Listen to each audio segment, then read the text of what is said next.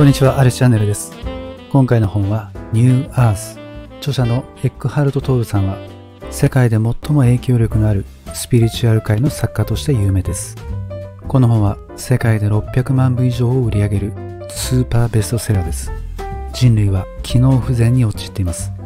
ここから抜け出すには一人一人が目覚めることが必要です。早速ご紹介していきましょう。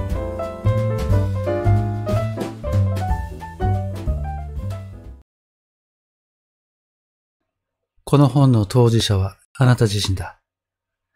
あなたの意識が目覚めないなら意味はない。目覚めるという意味がわからなければ何回も繰り返し見ていただきたい。目覚めることによってのみ、目覚めるとは何かが理解できる。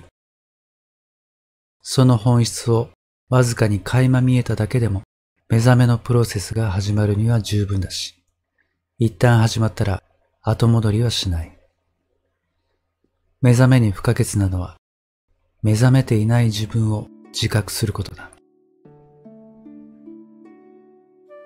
言葉やラベルを貼り付けないで、世界をありのままに見れば、遥か昔に人類が思考に縛られた時に失った奇跡のような畏敬の念が蘇る。人生に深さが戻ってきて、自分の本質を経験できる。それを経験するためには、私はあるという意識を私と混同しているすべてから切り離さなくてはならない。自分を同一化しているものや状況から切り離すこと。これがこの本のテーマである。物や人や状況に言葉のラベルを貼り付けると、あなたの現実は生命力を失って軽薄になり、あなたの中や外で展開されている命の奇跡に対する感覚が鈍くなる。多少の賢さはついても、真の知恵は失われ、愛や創造性もなくなる。もちろん、私たちは言葉や思考を使う必要はあるが、それにとらわれてしまう必要はあるのだろうか。言葉は物事を頭で把握できる程度に簡略化し、日本語ならあからうんまでの50音でできている。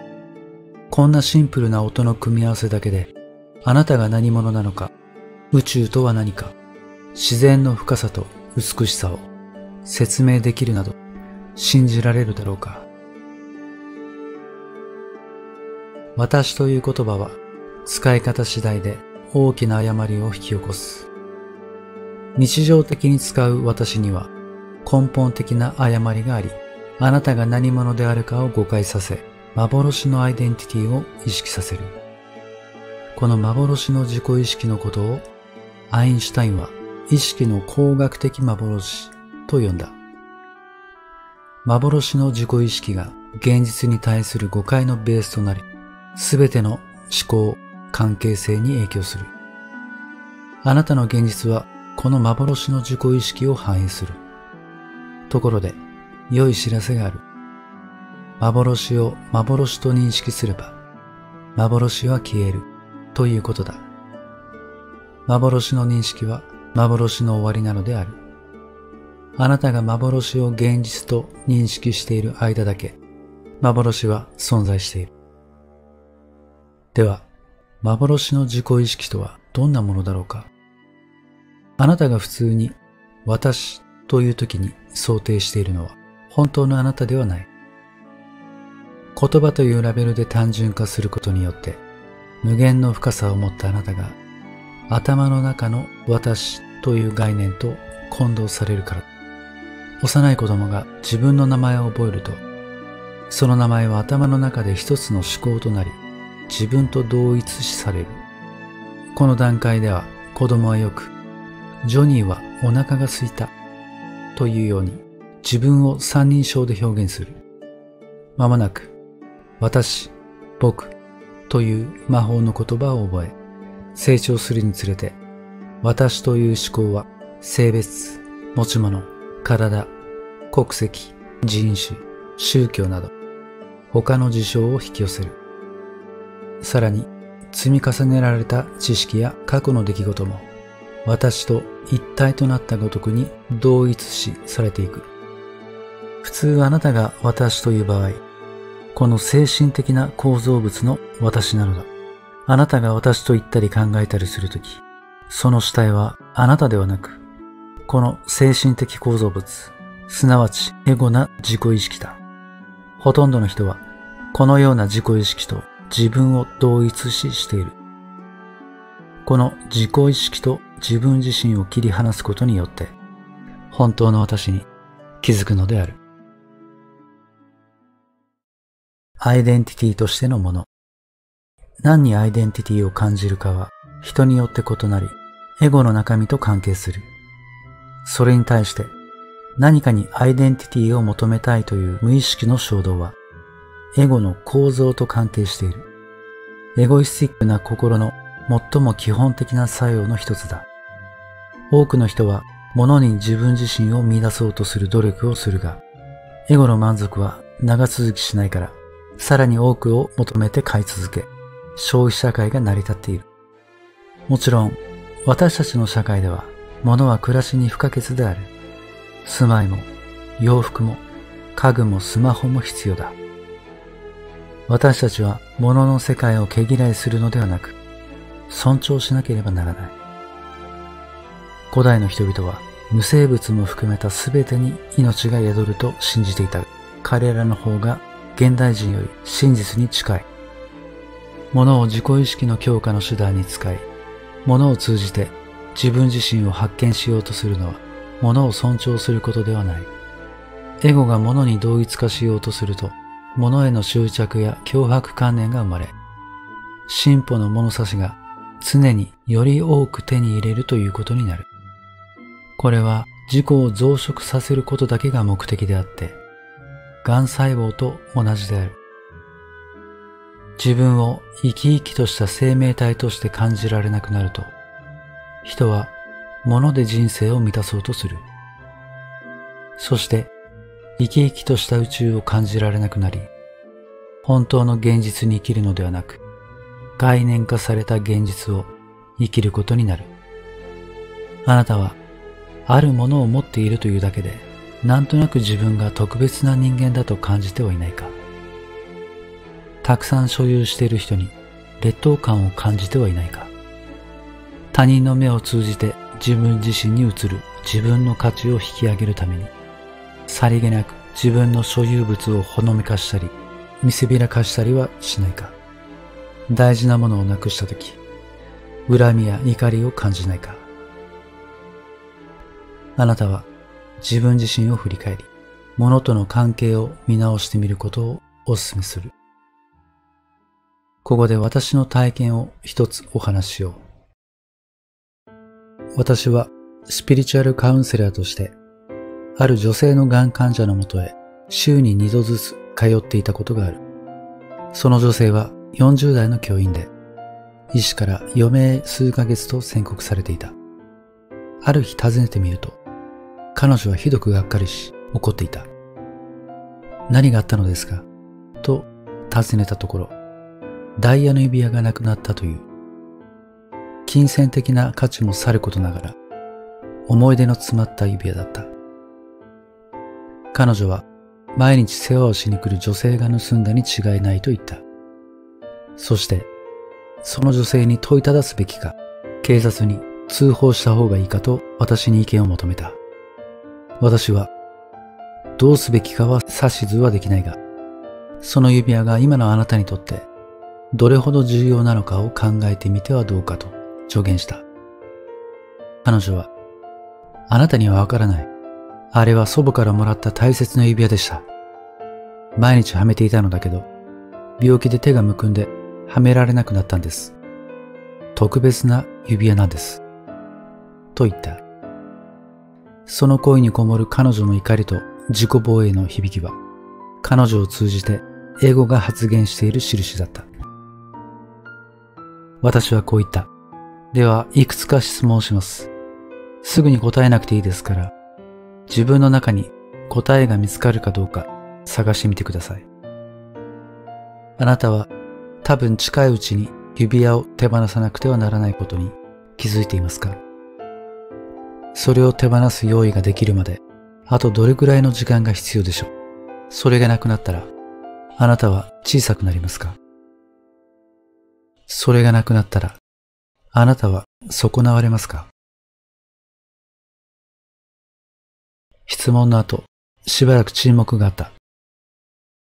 彼女の顔に安らかな微笑みが浮かんできて、彼女はこう言った。最後の質問で、とても大切なことに気づきました。自分の心に答えを聞いてみたら、こういう答えが返ってきたんです。それはもちろん損なわれるわ。それからもう一度問い返してみました。私は損なわれるだろうか？今度は考えて答えを出すのではなく、感じてみようとしました。そうしたら、不意に、私はある、と感じることができたのです。こんな風に感じたのは初めてだわ。こんなに強く自分を感じられるなら、私は全く損なわれてはいないはず。今でもそれを感じられる。穏やかだけど、生き生きとした自分を感じられます。それが大いなる存在の喜びですよ。と私は言った。思考から抜け出したときに、初めてそれを感じられるのです。それは感じるしかない。考えてもわかりません。エゴはそれを知らない。エゴは思考でできていますからね。その指輪は、実は思考としてのあなたの頭の中にあり、あなたはそれを自分と混同していたんです。あなたは自分の一部が指輪の中にあると考えていた。エゴが求め執着するのは、エゴが感じることができない大いなる存在の代用品です。物を大切にするのはいいが、それに執着を感じたら、それはエゴだと気づかなくてはなりません。本当は物にではなく、物に込められた私のものという思考に執着しているのです。指輪の喪失を完全に受け入れられたとき、あなたはエゴを乗り越え、私はあるということが理解できるのです。体が衰弱していった最後の数週間、彼女はまるで光が内側から輝き出しているように明るかった。いろいろな人にたくさんのものを分け与え、その中には指輪を盗んだと疑っていた女性も入っていた。そして与えるたびに彼女の喜びはますます深くなった。やがて彼女の死を知らせてきた彼女の母親は、亡くなった後で例の指輪がバスルームの戸棚で見つかったと言った。手伝いの女性が指輪を返したのか、それともずっとそこに置き忘れていたのかは誰にもわからない。だが分かっていることが一つある。それは、人生は意識の進化に役立つ経験を与えるということだ。今の経験が自分に必要だとどうしてわかるのか。それは、現に今体験しているからだ。自分の所有物に誇りを持ったり、豊かな人を羨んだりするのは間違っているのだろうか。いや、間違いではない。より多く所有することによって自己意識が強化され、人より少ないことによって自分が小さくなると感じるのは間違いや悪ではない。エゴというだけである。エゴは悪ではなく、ただの無意識だ。自分の中のエゴを観察するとき、エゴの克服が始まる。エゴをあまり真剣に受け取らない方がいい。自分の中にエゴの行動を発見したら、微笑もう。人間はどうしてこんなものに長く騙され、囚われていたのかと、笑い飛ばそう。何よりも、エゴはあなたではないことに気づくべきだ。何かを所有する。これは本当は何を意味しているのだろうか。何かを自分のものにするとはどういうことなのか。多くの人は死の床につき、外部的なものがすべて剥げ始めて、どんなものも自分とは何の関係もないことに気づく。死が近づくと、所有するという概念そのものが無意味だったことが明らかになる。人生の最後の瞬間に探し求めていた完全で大いなる自分はいつも目の前にあったのに見えなかった。それは物にアイデンティティを求めていたからで、突き詰めれば心にアイデンティティを求めていたからだと気づく。私たちは他人にどう見られているかで自分をどう見るかを決める。他人にどう見られるかが自分は何者かを映し出す鏡になるのである。エゴの自尊心は多くの場合、他人の目に映る自分の価値と結びついている。自己意識を獲得するには他人が必要なのだ。そして何をどれだけ持っているかで自尊心が決定する社会で暮らしていると、それが妄想であると見抜けない限り、自尊心を求め、自己意識を満たそうとして、虚しい希望に振り回され、一生物を追い求めるようになる。物に対する執着を手放すにはどうすればいいのか。実は執着自体を手放そうとするのは無駄だ。物に自分を見出そうとしなければ、物への執着は自然に消える。まずは自分は物に執着していると気づくだけでいい。物に自分を同一化していると気づけば、その同一化はすでに完全ではなくなる。執着に気づいている。その気づきが私であると感じることができれば、あなたは進化の第一歩を踏み出したのだ。心に何の持ち物もなく、何に対しても自分を同一化していない人は、私はあることが感じられ、人生に深い喜びを感じることができる。物以外に自分を同一化させる主な対象は私の体だ。美しい外見や肉体的な力、能力などと自分を同一化している人は、その素質が衰えて消えていくと苦しみを味わう。それらの資質と同一化したアイデンティティが崩壊の危機にさらされるからだ。人はアイデンティティのかなりの部分を体から引き出している。自分の体に関する概念を間違って自分だと思い込み、それに自分を同一化しているが、実は体も他の物理的なものと同じで、いずれ衰え滅びる運命なのだ。どんなに美しくても、肉体的に優れていても、いずれ老いて衰えていく運命にあるのに、その体を自分と同一化すれば、いつかは苦しむ。体への同一化はエゴの基本的な形の一つだが、これは最も簡単に乗り越えられる。そのためには、自分は体ではないと考えるのではなく、自分の関心を体の外見から引き離して、内側から感じられる生命感に移す必要がある。体の外見がどうあろうとも、形を超越したところで、体は生き生きとしたエネルギーの場である。生命感への気づきに慣れていないなら、しばらく目をつぶって自分の両手の中に生命感を感じられるかどうか試してみるといい。その時、自分の心に生命感を感じられるかを聞いてはいけない。聞くのではなく感じるのだ。エネルギーはそこにあり、内なる体を感じることができるはずだ。この内なる体は生命エネルギーで、形と形のないものとの架け橋だ。この内なる体を感じる習慣を身につけるといい。人生のどこかで悲劇的な喪失に出会い、その結果として新しい自分の意識を経験した人は多い。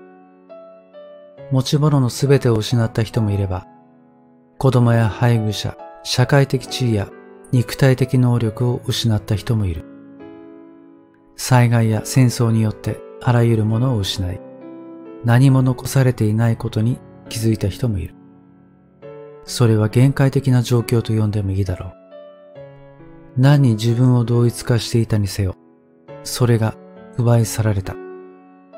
その時になぜかわからないが、当初感じた苦痛や恐怖に代わって、今にあるという聖なる深い安らぎと恐怖からの自由が訪れる。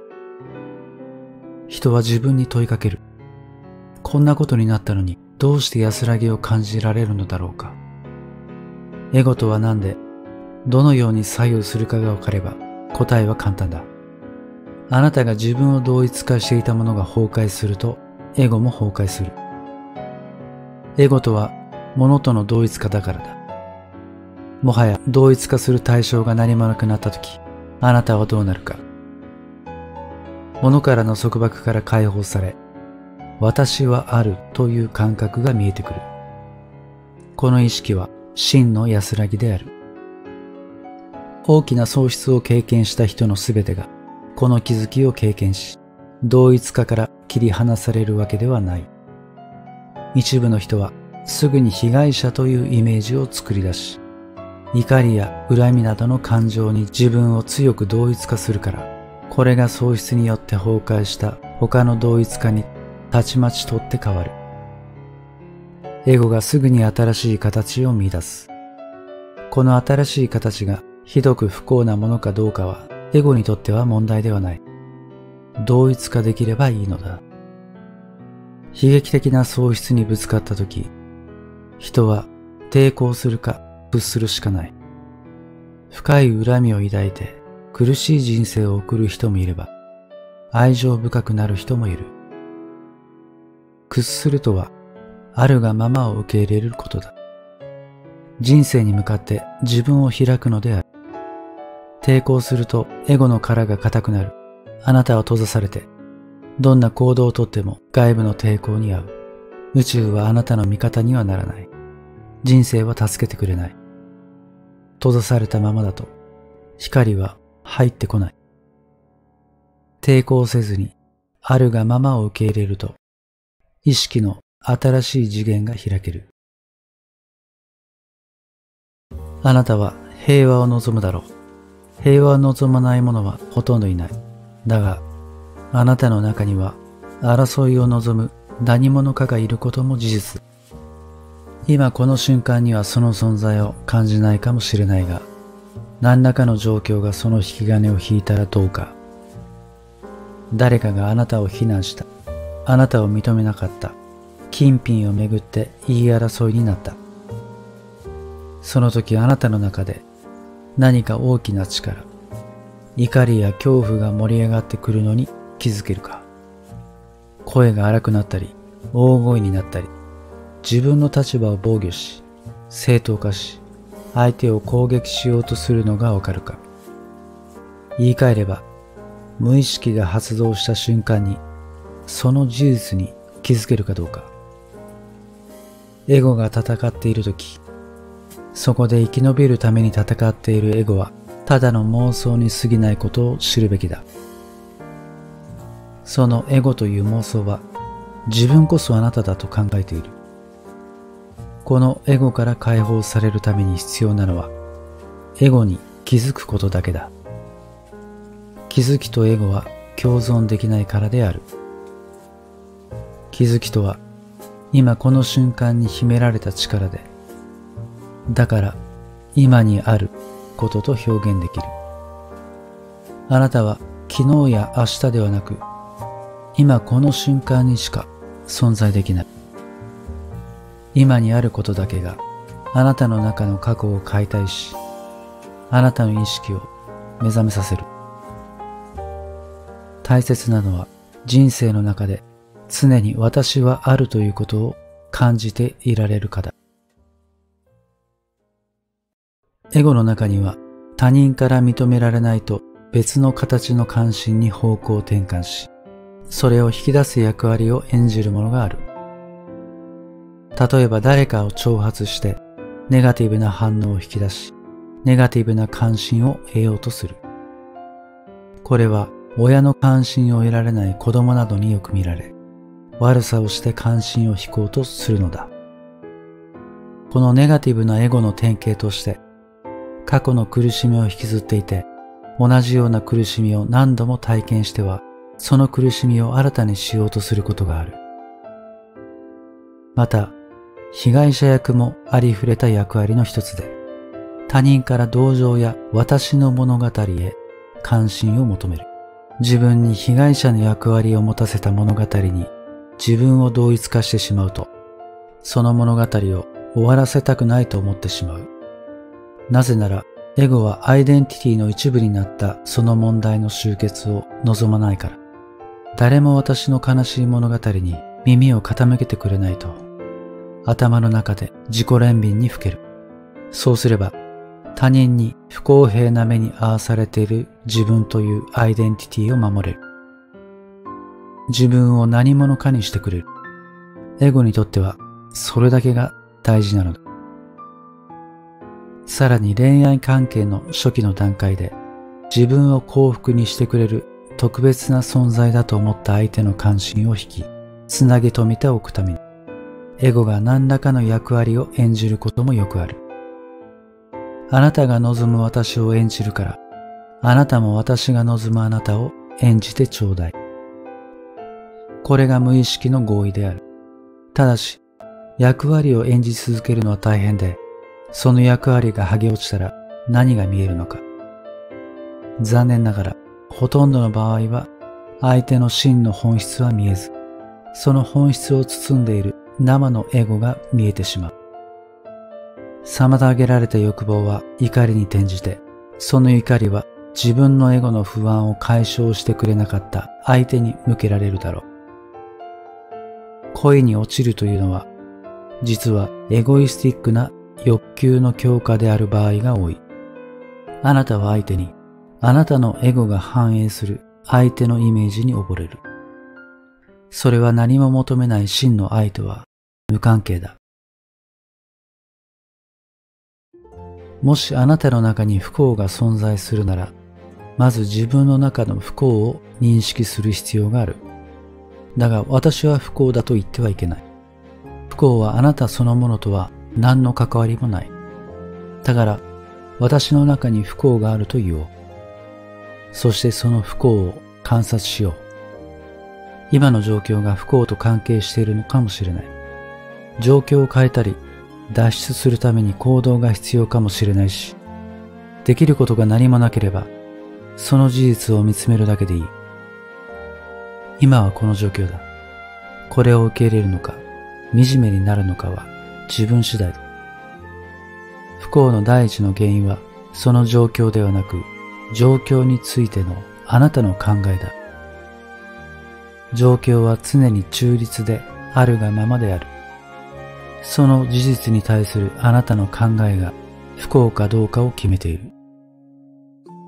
例えば、私はもうダメだというのは物語だ。あなたがこの物語を作ると、あなたを限定し、行動を妨げる。事実をあるがままに受け入れよう。事実と向き合うと必ず力が湧いてくる。あなたの考えが不幸という感情を生み出しているということに気づこう。あなたは自分自身という観念的なイメージを抱き、それと関わりながら生きている。命そのものが概念化されて、私の命というように、あなた自身とは別個のものとして捉えられている。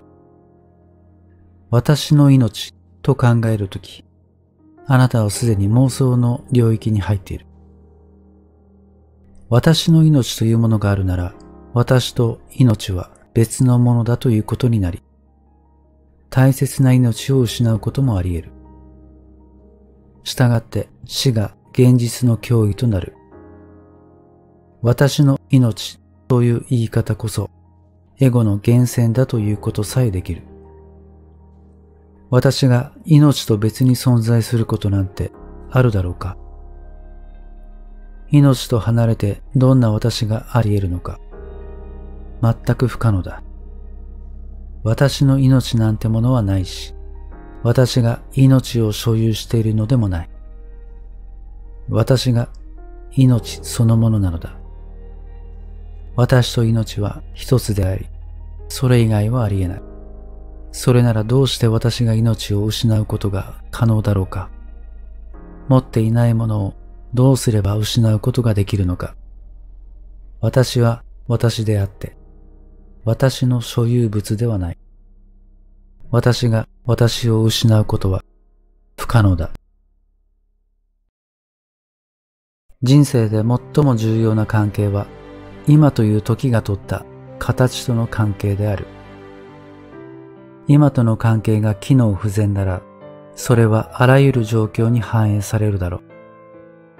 簡単に言えば、エゴとは今との機能不全であると定義してもいい。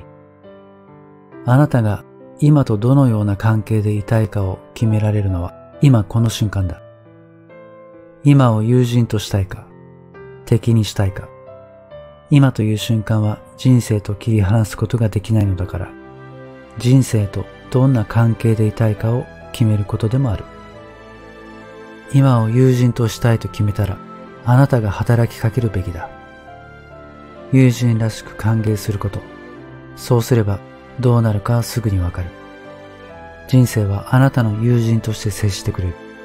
人は親切になるし、状況は良い方に展開する。この決断があなたの現実を丸ごと変化させる。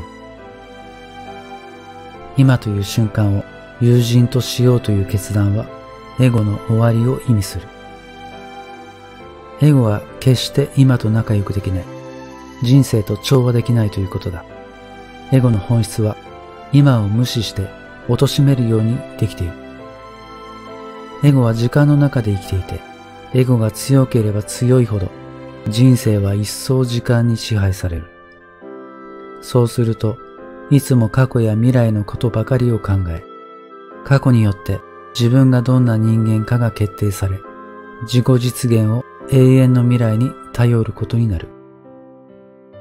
今に対するエゴの対応は3つある。1つは目的のための手段として対応する。2つ目は障害として対応する。3つ目は敵として対応する。あなたの中にエゴの何らかのパターンが現れたとき、これに気づき、エゴを壊すために一つずつ見ていこう。エゴにとって現在は目的のための手段でしかない。もっと大事だと考える未来に連れて行ってくれる手段だ。ただしその未来はいつまでも現実として実現しない頭の中の空想である。このパターンが働いていると、あなたはいつもどこかに行こうとして忙しく、今ここに腰を落ち着けることはできない。さらに今という瞬間が克服すべき障害に見えてくる。苛立ちや欲求不満が生じるのが今では多くの人にとって当たり前の状態になっている。こうなれば人生は問題だらけで、あなたはその問題を解決しなければ幸せになれず、満たされず、本当の人生を生きることはできないと思い込む。ところが問題を一つ解決するたびに次の問題が現れる。今を障害として見ている限り問題に終わりはない。今という時はあなたの期待通りになってあげる。あなたが問題だと思うなら私は問題になる。障害だと思うなら障害になる。と言っているのだ。そして最悪なのは今という瞬間に敵として対応することだ。状況に不満だとか起きたことを憎んでいるとき、頭の中が不満で溢れているとき、あなたは今に反論し文句をつける。人生を敵に仕立てているので、人生の方も戦いが望みなら戦おうと応じる。外の現実は常にあなたの心の状態の反映だから、あなたは敵対的な世界を経験する。私は今とどんな関係にあるのだろうといつも自分に問いかけることが大切だ。そして観察して答えを見つけなくてはいけない。今を目的のための手段にしているか、障害として見ているのか、敵にはしていないか。今という瞬間はあなたが唯一手にしているもので、人生は今そのものだから、これは人生とどんな関係にあるのかという問いかけなのだ。この問いかけは、エゴの仮面を剥いで、今にある状態を取り戻すのに役に立つ。今という瞬間との機能不全の関係は、どうすれば克服できるのだろうか。大事なのは、自分の考えや行動に機能不全があると見極めることだ。それを見抜くことができて、自分と今との関係が機能不全だと気づけば、その時あなたは今に